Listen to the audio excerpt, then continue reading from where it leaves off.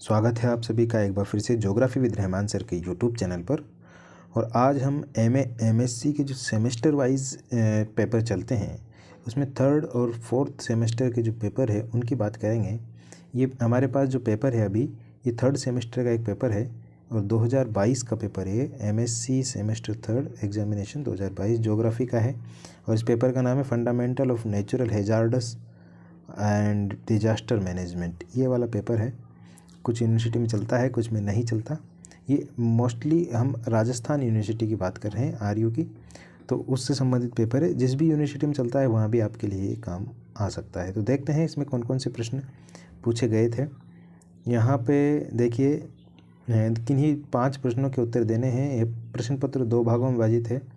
प्रश्न संख्या 1 में 10 लघु उत्तरीय प्रश्न हैं और प्रत्येक में 2 अंकों का है और उसके बाद 4 प्रश्न करने हैं। तो कुल मिला के ये देखते हैं, प्रश्न हमारे सामने आ गया है।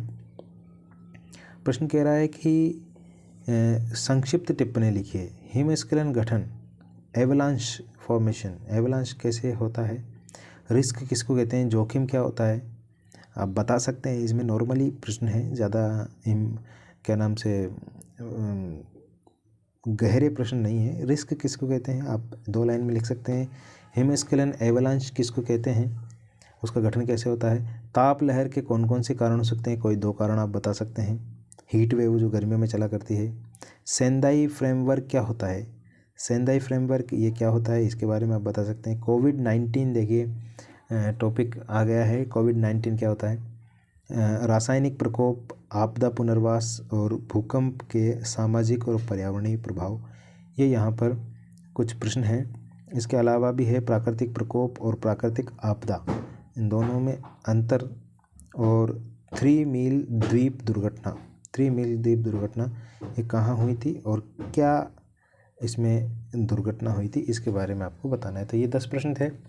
अगर आप ये फंडामेंटल जो नेचुरल हैजार्ड्स और डिजास्टर मैनेजमेंट पेपर पढ़ा है आपने, तो निश्चित रूप से इन प्रश्नों के उत्तर आप दे सकते हैं, अन्यथा ये आपको नहीं आएंगे। क्योंकि जोखिम किसको कहते हैं, हिमस्खलन गठन क्या होता है, ताप लहर के कारण सेंदाई फ्रेमवर्क, कोविड-19 रासायनिक प्रकोप, आपदा पुनर्वास, भूकंप के सामाजिक पर्यावरण प्रभाव, प्राकृतिक प्रकोप और प्राकृतिक आपदा में अंतर और 3 मील दुर्घटना।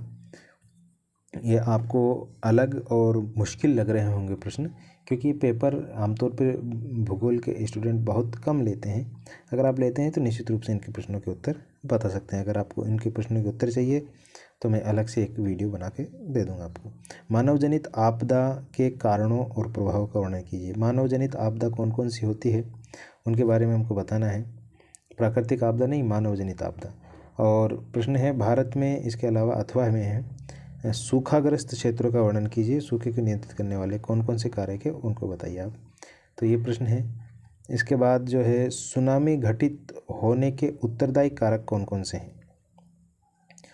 इस प्रकार की घटना के दौरान जोखिम कम करने के उपाय क्या क्या हो सकते हैं। सुनामी घटित होने के उत्तरदायी मतलब सुनामी, एक देखिए, एक तो होता है समुद्र में जो ज्वार आता है और एक होते है सुनामी। दोनों में ही जो है पानी ऊपर की तरफ जाता है, लेकिन दोनों में बहुत बड़ा अंतर है। आपको ये अंतर ज्योग्राफी के स्टूडेंट होने के नाते पता होना ज़रूरी है। अब इसके लिए कौन कौन से कारक उत्तरदायी हो सकते हैं और घटना के जोखिम को कम करने के लिए क्या उपाय किए जा सकते हैं, इसके बारे में आपको बताना है। अथवा में दूसरा प्रश्न है भूस्खलन क्या है। लैंडस्लाइड, एक तो होता है भूस्खलन, इसको कहते हैं लैंडस्लाइड अंग्रेजी में, एक होता है हिमस्खलन, इसको कहते हैं एवलांश। तो भूस्खलन, भू का नीचे खिसक जाना, हिमस्खलन हिम का नीचे खिसक जाना। भूस्खलन के विभिन्न कारणों और प्रभाव का वर्णन कीजिए। नेक्स्ट प्रश्न है प्राकृतिक और मानव जनित कारक भेद्यता में योगदान करते हैं। अपने उत्तर को भुज भूकंप और दिल्ली बाढ़ के उदाहरणों से पुष्ट कीजिए। देखिए बहुत ही क्या नाम से ये जो व्यवहारिक प्रश्न है, प्राकृतिक और मानव जनित कारक भेद्यता में योगदान करते हैं। अपने उत्तर को जो है भूकंप भुज वाला और बाढ़ दिल्ली की, उसके उदाहरण, अभी दिल्ली में बाढ़ आई थी 2022-23 में, और भुज का भूकंप आप सभी को पता है। उससे संबंधित आप प्राकृतिक मानव जनित कारक जो होते हैं उसमें संबंध स्थापित करना है। नेक्स्ट प्रश्न इसी का अथवा में है इमारतों की आग प्रमुख आपदा है। जो आग लग जाती है इमारतों में, आधारभूत सावधानियां बरतनी चाहिए। इस कथन की व्याख्या कोलकाता अग्निकांडों के उदाहरणों सहित कीजिए। ये देखिए, ये जो पेपर है निश्चित रूप से व्यवहारिक और करंट बेस्ड पेपर है। ये जो हाल ही में पिछले 1-2 साल में जो दो घटनाएं, 2022 का पेपर है ये, तो निश्चित रूप से आसपास 2022 के आसपास जो, उससे पहले 2020 इसके आसपास जो घटनाएं हुई हैं उन घटनाओं पर बेस्ड प्रश्न पत्र है। कोलकाता में जो अग्निकांड हुआ था उसका उदाहरण देते हुए इमारतों की आग को समझाना है हमको कि एक प्रमुख आपदा है कि नहीं। इसके अलावा प्रश्न जो है, आपदा प्रबंधन के 3 घटकों का वर्णन करना है। आपदा प्रबंधन के 3 कौन कौन से घटक होते हैं डिजास्टर मैनेजमेंट के, और आपदा हस्तक्षेप की त्वरित और प्रभावशाली विभिन्न एजेंसियों की भूमिका की व्याख्या कीजिए।